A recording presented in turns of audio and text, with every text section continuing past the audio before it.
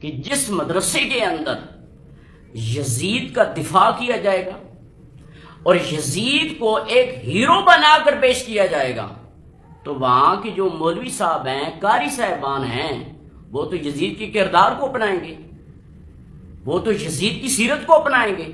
تو یزید کا کردار کیا تھا، اس کی سیرت کیا تھی؟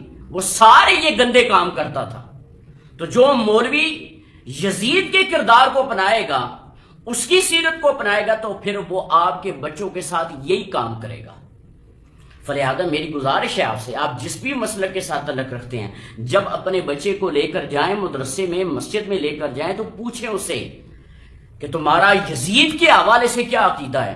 اگر تو یزید پر لعنت بھیجتا ہے، یزید کو کافر سمجھتا ہے، یزید کو جہنمی سمجھتا ہے، تو پھر اپنے بچے کو وہاں پر داخل کروائیں۔ اور اگر وہ کہے جی نہیں یزید تو بڑا اچھا آدمی تھا، پھر وہاں پر کبھی بھی یہ غلطی نہ کرنا، اپنے بچے کو وہاں پر داخل کروا کے۔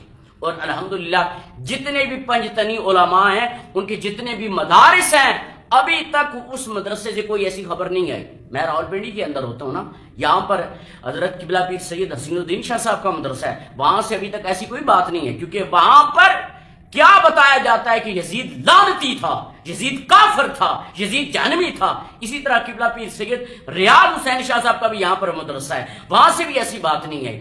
فلہذا جن مدارس کے اندر یزید پر لعنت کی جائے گی، یزید کو کافر سمجھا جائے گا، وہاں پر ایسی بات بالکل نہیں آئے گی۔